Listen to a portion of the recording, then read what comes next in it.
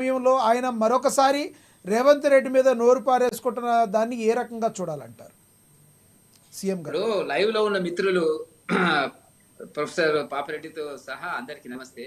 మీరు అన్నట్టుగా మీరు క్యాప్షన్ పెట్టినారు, అనుకున్నది అయ్యింది అనేది, ఇక కాలేదు కాబోతుందేమో అనేటువంటిది నేను అనుకుంటున్నటువంటి సందర్భము. మీరు ఈ సౌండ్ పెంచండి సార్. ఇవాళ రేపు ఇది జరిగేటువంటి అవకాశం ఉంటుంది. వెంకటరెడ్డి గారు మీ వాయిస్ వస్తలేదు. హలో, ఇప్పుడు వినపడుతుంది, చెప్పండి. ఇప్పుడు ఓకే.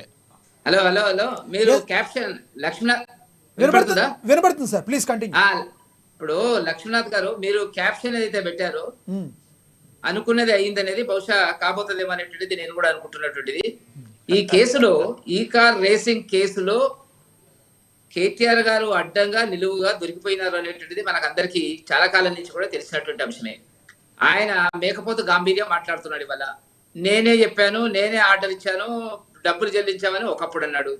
ఆ తర్వాత అన్నాడు అధికారులు చూసుకోవాలా, అది మాకేం సంబంధము, హెచ్ఎండి అధికారులు చూసుకోవాలా, ఆర్థిక శాఖ విదేశీ మార్గద్రవ్యం ఎట్లా బదలాయించారు, రిజర్వ్ బ్యాంక్ యొక్క అనుమతి అన్నప్పుడు ఏం మాట్లాడుతున్నాడు, అది అధికారులు చూసుకోవాలనేటువంటి చిన్నపిల్లాడుగా మాట్లాడుతున్నాడు. 10 సంవత్సరాల కేబినెట్ లో మంత్రిగా ఉండి, కీలకంగా ఉండి, కేసీఆర్ తర్వాత, ముఖ్యమంత్రి తర్వాత రెండవ బాధ్యత ప్రత్యామ్నాయ రాజకీయ శక్తిగా ఎదిగినటువంటి కేటీఆర్ గారు అమెరికాలో చదువుకున్నాడు, ఇక్కడ అక్కడ ఉద్యోగాలు చేసినాడు. ఇప్పుడు ఆ మాత్రం ఆలోచన లేకుండా మాట్లాడడం అనేటువంటిది ప్రజలని మోసం చేయడము. ప్రజలే పిచ్చివాళ్ళు కాదు, ప్రజలని భ్రమల్లో పెట్టే ప్రయత్నం చేస్తున్నాడు. ఈ కేసులో ఆయన, నేను ఇంతకుముందు చెప్పినట్టుగా స్పష్టమైన ఆధారాలతో ఉన్నటువంటి మాట వాస్తవము. 2-3 అంశాలు అందరికీ తెలిసినటువంటిది, రోజు మనం మాట్లాడుతున్నటువంటిదే. క్యాబినెట్ అప్రూవల్ లేకుండా ఎట్లా డబ్బు చెల్లిస్తాడు, హెచ్ఎండిఏ డబ్బును ఇక్కడికి మార్చేటప్పుడు ముఖ్యమంత్రి గారి యొక్క అనుమతి లేకుండా ఎట్లా మార్చినాడు, విదేశీ మార్గద్రవ్యం చెల్లించేటప్పుడు ఏ రకంగా చెల్లించినాడు, రిజర్వ్ బ్యాంక్ ఆఫ్ ఇండియా ఇది అభ్యంతరం పెట్టి 8 కోట్ల రూపాయలు ఫైన్ వేసినప్పుడు ఏం జరిగింది.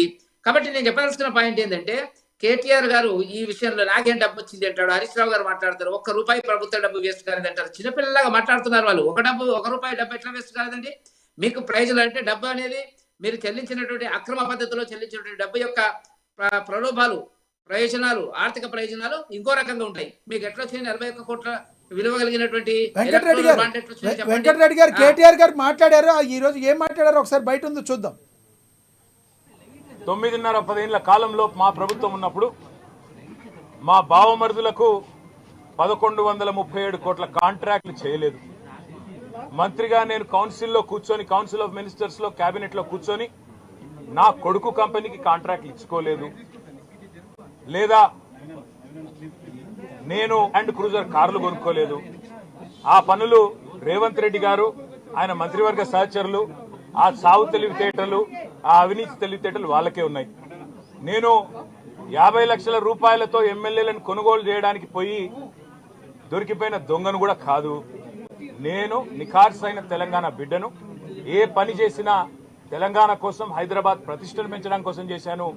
1 పైసా అవినీతి కూడా నేను చేయలేదు, చేయబోను.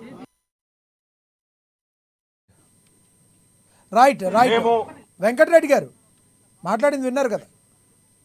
విన్నాను. ఇప్పుడు ఒక్క విషయం ఏంటంటే లక్ష్మీనాథ్ గారు, కేటీఆర్ గారు మాట్లాడిన దాంట్లో చాలా విషయాలు ఉన్నాయి. నేను 50 లక్షల రూపాయలు రేవంత్ రెడ్డి గారిని ఉద్దేశించి ఆయన మాట్లాడినాడు. మరి ఆ కేసు ఏమైందో వాళ్ళే పట్టుకున్నారు, వాళ్ళే దర్యాప్తు చేసినారు. ఇప్పుడు 8-9 సంవత్సరాలు అవుతుంది. దాని గురించి ఎందుకు క్లోజ్ చేసినారు, ఎందుకు కాంప్రమైజ్ అయినారు అనేటువంటిది చెప్పవలసినటువంటి అవసరం ఉంది. ఆ విషయంలో స్పష్టత మనకు ఉన్నటువంటిది. ఆ కేసుకు ఎందుకు మూసేసినట్టుగానే చేసినారు కదా, ఏదో సుప్రీంకోర్టులో పెండింగ్ లో ఉందని చెప్పొచ్చు. ఇది ఒకటి. రెండవది ఏంటంటే, బావమరుదులకు సంబంధించి కాంట్రాక్ట్ ఏదైతే ఉన్నదో, జయపాల్ రెడ్డి గారి సోదరునికి సంబంధించినటువంటి, కొడుకుకు సంబంధించినటువంటి విషయాలను ప్రస్తావన ఇస్తున్నాడు, మనకు అర్థమవుతున్నటువంటిదే. కాబట్టి మరి దానికి సంబంధించినటువంటి ఇప్పుడు అవినీతి విషయంలోకి వచ్చేటప్పటికి ఏ పద్ధతి అయితే బీఆర్ఎస్ ప్రభుత్వాన్ని అనుసరించిందో అదే పద్ధతిలో కాంగ్రెస్ కూడా ఇవాళ స్లోగా అదే పద్ధతిలో ప్రయాణం చేస్తుంది. ప్రతి ఒక్కటి అదే పద్ధతిలో వెళ్తున్నారు. వాళ్ళకి పరిపాలనలో ఏమీ తేడా లేదు. కాబట్టి ఆ విషయాలకు వచ్చేటప్పటికి 2 పార్టీలు కూడా అవినీతికరమైన పార్టీలు, కుటుంబ పార్టీలు, ఒకరి మీద ఒకరు ఆరోపణలు చేసుకుంటే దీంట్లో తప్పించుకునేటువంటి ప్రయత్నంలో వాళ్ళు చేస్తున్నటువంటి ఒక ప్రయత్నం, దాని మీద నేను చర్చకోరు. కానీ ఇప్పుడు మనం మాట్లాడుతున్నటువంటిది ఏంటంటే, కేటీఆర్ గారు ఈ కేసులో ముద్దాయి అనేటువంటి ఆరోపణలు మనకు కనపడుతున్నటువంటిది. కాబట్టి ఏ రకంగా చూసినా కూడా దీంట్లో తప్పించుకునేటువంటి ప్రయత్నం లేదు.